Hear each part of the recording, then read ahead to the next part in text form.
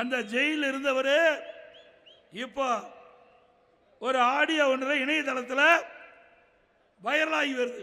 நீங்க எல்லாம் கேட்டிருப்பீங்க. யாரு? ராசா. திமுகவினர் கனிமொழிக்கு காட்டிய அக்கறையை ராசாவுக்கு காட்டவில்லை. கனிமொழி கைதாகும் வரை ராசா கட்சி நிர்வாகிகள் யாரும் எட்டி பார்க்கலை என்று ஆதங்கப்படுறார்.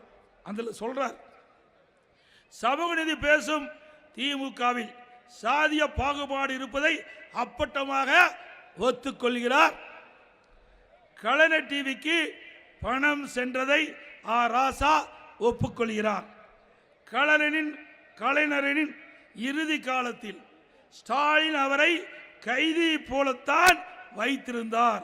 ஸ்டாலின் கட்சியை கைப்பற்றி விட்டார் என்கிறார் ராசா. எவ்வளவு மோசம்! யார் சொன்னது? திமுகவில் இருக்கின்ற எம்பி சொல்றாரு, முன்னாள் மத்திய அமைச்சர் சொல்றாரு. யாரு? திரு ஸ்டாலின் அவருடைய அப்பா கலைஞரை இறுதி காலத்தில் கைதி போல வைத்திருந்தார் என்று திரு ராசா அவர் இணையதளத்தில் வந்த செய்தி. கலைஞரின் இறுதி காலத்தில் ஸ்டாலினுக்கும் கனிமொழிக்கும் பிரச்சனை ஏற்பட்டது. அதன் காரணமாகவே இப்போது கனிமொழிக்கு சட்டமன்றத்தில் போட்டியிட வாய்ப்பு கிடைக்கவில்லை என்று அந்த செய்தியில் சொல்றார். ஸ்டாலினுக்கு தான் பெரிய பிரெயின் என்ன மூளை இருக்கிறதா? டெல்லிக்கு போனால் இங்கிலீஷில் கிழித்து விடுவாரா? அவர் தன்னை பெரிய ஆள் என்று நினைத்து கொண்டிருக்கிறார். அவர் கனிமொழியை ஒரு நாளும் நம்ப மாட்டார். இது ராசா சொல்றார். என்னை எப்போதும் கட்சியில் வெளியே தள்ள முடியாது. என்னை எப்போதும் கட்சியில் இருந்து வெளியே தள்ள முடியாது. என் செல்வாக்கு, என் கம்யூனிட்டி, என் அறிவு என்று எதையும் வெளியே தள்ள முடியாது என்று ராசா சமூக வலைதளத்தில் பரவலாக வைரலாக பரவி வருகிறது. அப்ப இன்றைய முதலமைச்சர் திரு ஸ்டாலின் அவர் அப்பாவை எப்படி வச்சிருந்தாரு? கைதி போல வச்சிருந்தாரு.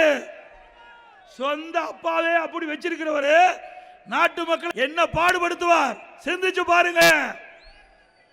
நாங்க அப்பொழுதே சொன்னோம், யாரு நம்பல. இன்றைக்கு பூனைக்குட்டி வெளியில வந்து விட்டது. உண்மை செய்தி வெளியில வந்து விட்டது திரு ராசா மூலமா. இன்றைக்கு புதுசா அறிவிப்பு வெளியிட்டார். ஏற்கனவே இருக்கின்ற அறிவிப்பு தொங்கிட்டு இருக்குது. இன்றைக்கு கிராமத்தில் சொல்லுவாங்க, கேட்கிறவர்கள் அதுக்கு நீங்களே முடிவு பண்ணு. என்ன தமிழ்நாட்டு மக்களை பற்றி அவ்வளவு எளிதா இட போடுறீங்களா? தமிழ்நாட்டு மக்கள் அறிவு கூர்மையான மக்கள். எது சரி எது தவறு சீர்தூக்கி பார்த்து இட ஓட்டு தீர்ப்பளிக்கக்கூடிய ஆற்றல் மிக்க மக்கள் தமிழ்நாட்டு மக்கள். ஸ்டாலின் அவர்களே, கடந்த முறை கவர்ச்சிகரமாக அறிவிப்பை வெளியிட்டு மக்களை ஏமாற்றி ஆட்சிக்கு வந்துட்டீங்க.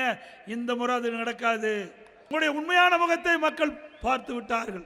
இனி உங்களுக்கு தமிழகத்திலே வாய்ப்பில்லை. இன்றைக்கு மத்திய அரசாங்கம் அறிவிக்கப்படுகின்றது, எல்லா மாநிலத்திலும் ஜாதி வாரி கணக்கெடுப்பு எடுக்கப்படும் என்ற அறிவிப்பை வெளியிட்டிருக்கிறது. அதை தமிழகத்திலே நடைமுறைப்படுத்தப்படும். ஜாதி வாரி கணக்கெடுப்பு தமிழகத்திலே நடைமுறைப்படுத்தப்படும்.